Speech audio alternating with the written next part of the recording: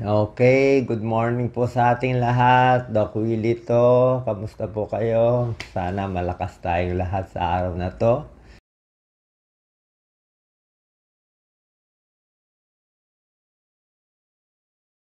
Doc Willie Ong muling nagparamdam sa kanyang social media. Sa pag-amin na ito ni Doc Willie Ong ay hindi naging biro ang ilang linggo na pananahimik nito. Ayon kay Doc Willie, bumagsak ang kanyang katawan habang nakikipaglaban sa cancer.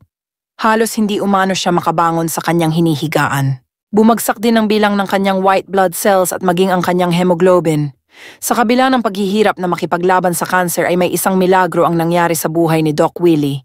Ayon sa latest PET scan ni Doc Willie, halos nawala na ang bukol na nagpapahirap sa kanya. Maging ang doktor niya sa Singapore ay nagulat sa naging resulta nito.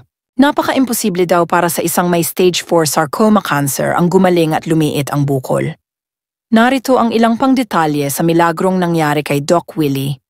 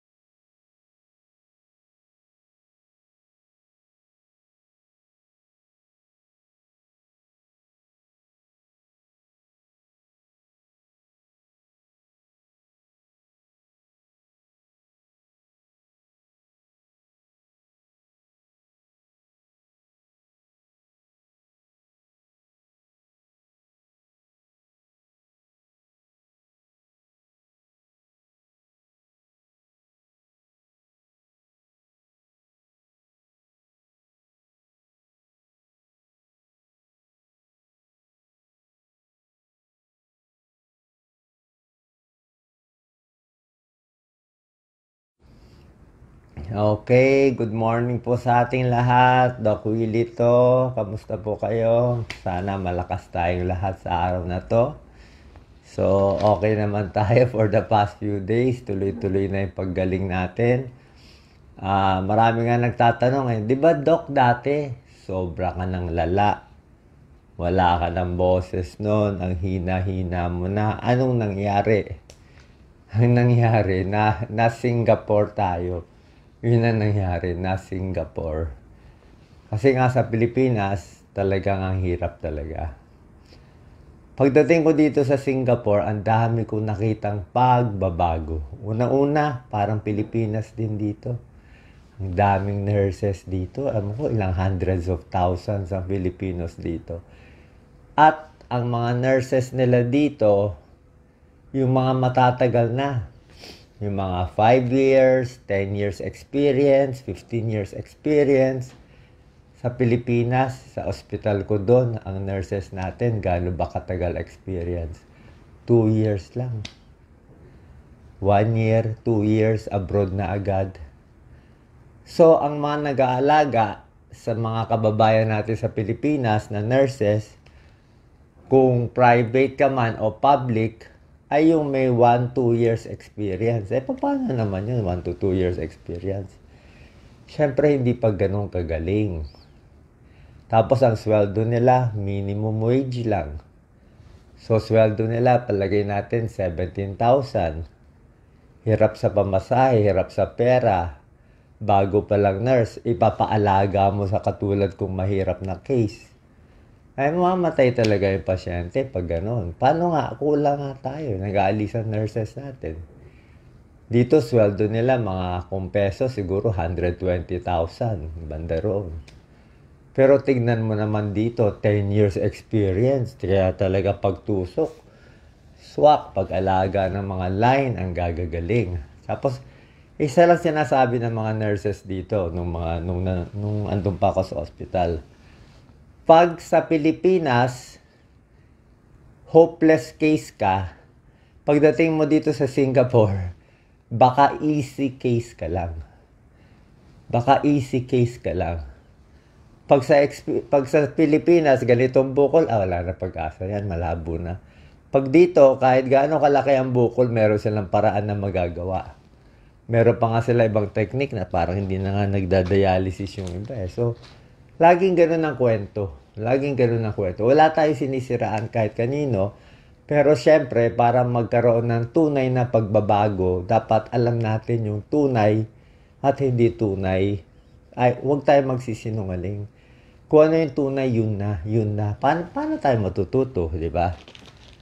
So, sa nurses pa lang, talo na tayo. Tapos, syempre, mga doctors nila dito, halos lahat trained abroad eh. Libre ng gobyerno nila. Dito, pag magaling kang high school, college, ililibre ka ng gobyerno sa Stanford, sa Harvard. Gobyerno magbabayad sa'yo. Ang kailangan mo lang mataas grade mo, libre ka na, relax ka na. Pag magaling ka, babalik ka dito sa Singapore, kaya pinagkakaguluhan dito. Kaya ang daming Pilipino dito. Dami dito. Tapos yung gamot, ang gamot nila, ang cute nga eh, ganito. Tayo sa Pilipinas, bukod sa walang gamot, majority ng mga gamot ko wala po sa Pilipinas. Siguro, sa mga 10 ini-injection sa akin, baka 4 lang ang meron. Yung 5, hindi available. Bakit? Pilipinas, maliit na bansa. Mahirap na bansa, maliit pa. Bakit maglalagay yung mga magagandang gamot doon? Wala rin naman bibili. Siyempre, ilalagay ng mga drug company magagandang gamot nila sa Singapore, sa Hong Kong, yung mga mayayamang bansa na kaya bumili. Diba? Let's say may produkto ka. Doon nilalagay sa magagandang lugar, doon sa mga malls. So, parang gano'n. Kaya sa Pilipinas, yun ang problema. Kahit magaling doctors natin, wala rin gamot na panlaban. Tapos pag dito, sa atin, di ba, pag binigyan ka reseta, kailangan, bili ka muna sa Mercury, pila ka sa drugstore. Dito, sila na magbibigay, nakabigay na eh. Yan, naka-label na gano'n eh. Pag alis mo, bigay na agad lahat sa'yo. Para kang baby. Ito. Lahat nakabigay na, nakapack na, nakapangalan mo na. Kaya kompleto lahat eh. Actually, hindi ko na iniinom to lahat eh. Dati lahat to iniinom ko, pero ngayon halos wala na ako iniinom eh. Yung sa liver, di ko na iniinom, okay na liver ko. Pampaihi, di ko na rin iniinom. Tapos na ako doon. Itong potassium, minsan. So, halos wala na ako iniinom na gamot eh. Tsaka makita niyo yung kulay ko. Dati kulay abo na tayo eh. Dito siguro sa mahal ng injection eh, naayos na. So, malaking tulong, malaking ginhawa. Diba sabi ko sa'yo, 10 out of 10 yung pain ko. Dito halos di ko maramdaman eh. Siguro 1 out of 10 o hindi ko maramdaman. Pero syempre, namaya tayo, kaya nagbi-build up tayo ng lakas natin. Okay? So, maraming cancer survivor. Merong nagsasabi, Doc, ba't mo sinabi mamamatay ka? Tunay naman talagang mamamatay na ako doon. Kahit dito, nung bago ako, nung nag-neutropenic sepsis ako, muntik-muntik. Tingin ko lang God's will eh. God's will mangyari sa akin yon para makita ko yung ganda dito, ma-apply natin sa Philippines. God's will din siguro na gumaling dito. Diba? Pero wala naman 100% sure. Diba? Kasi ako nagulat lang ako eh. Biglang 1 to 2 months ago, biglang sabog eh. Yung sakit. Kaya mahirap magsalita. Hindi natin alam sino magkakasakit. Kaya pray na lang natin bawat isa. So, maraming cancer survivors. Diba? Hindi lang naman ako o ibang tao. Huwag natin i-down. May nabasa ako, tatakbo ka pa sa politika, terminally ill. Paano ako naging terminally ill? Anong terminally ill? Ibig sabihin, binibigyan mo ako ng tanning 6 months. Wala ako sinasabing 6 months. Baka pinapanood nyo fake news. Sa page ko, wala naman ako sinasabi. Baka pinapanood nyo yung mga libo-libong vlog na si Doc mamatay na, si Doc may tanning na, si Doc Lisa nasa cemetery niya. Clickbait yun. Lahat naman mga tao pinapatay nila dun. Kahit si Enrile, ilang beses na nila pinatay. So, clickbait yun. Inuuto ka. Inuuto ka ng mga ibang vlogger. Huwag maniwala. So, hindi maganda tawaging terminally ill. Lalo na tulad ko. Kasi, alangan man pumunta ka dun sa isang ward na puro may cancer. Sasabihin mo, lahat kayong mamatay. Walang ganun. Diba? Kayo, hindi ko terminally ill. So, walang ganun. Diba? Tingnan nyo kung malakas. Kung malakas yung kandidato nyo, baka malakas magnakaw. Di natin masabi. Diba? Kung malakas naman magnakaw, hindi rin maganda. Healthy nga siya magnakaw. Ako, let's say 50%, 70%, hindi natin alam Baka totally ma-cure pa to Diba? So, maganda dito. Next. Side effects, actually, nasasanay na ako Yung sa buhok naman daw po kasi, tutubo din daw pag natapos. Siguro mga December, hopefully. I don't know. Diba? Tapos yung diet ng cancer patients. Dati, ang diet natin, syempre, pag walang sakit, bawas taba, bawas karne, yung tama lang. Pero pag cancer patients, ang turo sa akin ng doktor ko, ni Dr. Ang Peng Tiam, kumain daw ng kumain. Hindi pwede yung normal kain na kanin, ulam, gulay, gatas. Hindi pwede ganun. Yung ganong kain, gawin mo 3 doble. Basta kung kaya mo kumain ng doble sa dati mong kinakain. Bakit? Kasi meron ka pa pinapakain na isang isang alien na magulo sa katawan mo. Kasi yung cancer mismo, kumakain din siya ng energy mo. Kinukuha niya yung glucose, kinukuha niya yung pagkain mo, kinukuha niya yung lakas mo. So, dapat, sobrahan mo yung kakainin mo talaga. Tapos, babantayan mo yung timbang mo. Kaya kahit malakas ka kumain, pag yung timbang mo hindi tumataas, kulang ka pa rin. Kaya kain ako ng kain ngayon. Talagang kain. Ang problema sa chemo, side effect, matigas ang dumi. So, kakain, pampalambot ng dumi ko, nandiyan kanina Dufalac, lactulose, fruit juice, pwede. Gulay, pwede.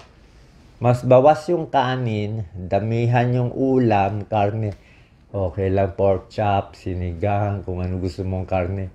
Wala mo nang bawal ngayon. Kasi kailangan natin ngayon energy Tsaka sa panlasa mo, kung gusto mo lechon, wala namang problema. Kung ano panlasa mo, kung ano makakain mo. Kasi nagbabago yung panlasa mo, depende sa chemo. So maraming cancer survivors, maraming breast cancer, colon cancer. Huwag natin masyado ida-down yung ibang tao. Okay?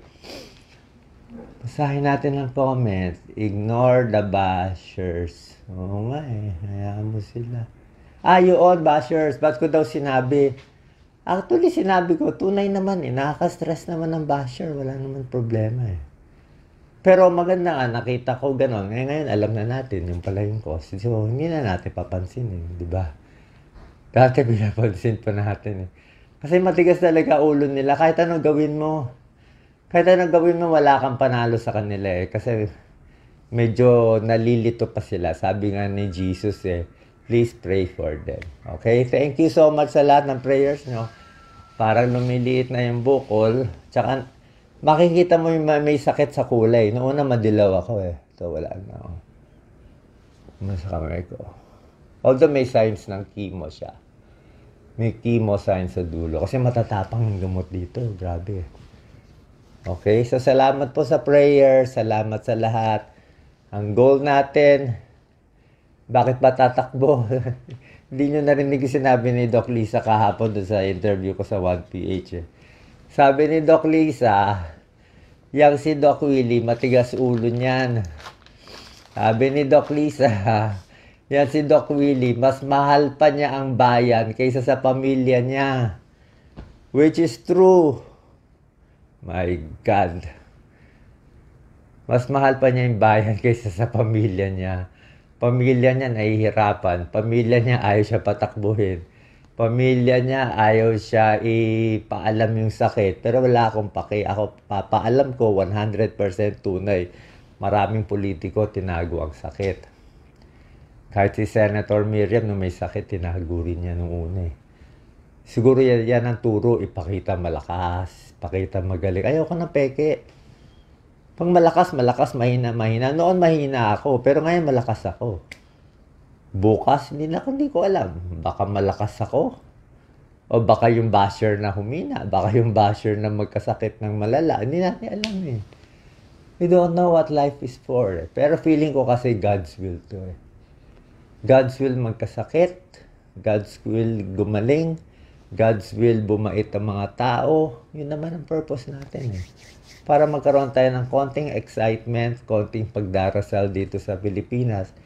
Hindi puro away-away na lang yung mga leader natin, nakakahiya eh. Obviously, power lang naman pinag-aawayan eh. Naglolokohan lang tayo doon.